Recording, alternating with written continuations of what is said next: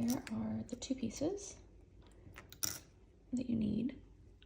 This will replace your K-cup, and opening my coffee. Let's see if I can do this without spilling. So I'm just gonna scoop what I want.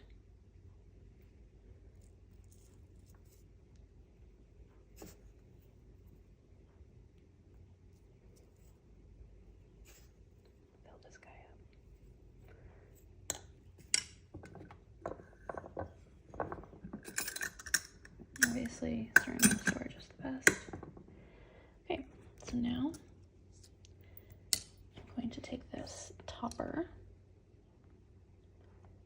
fit it right down into place, and it goes right where you'd put a K-cup. Oops. All right.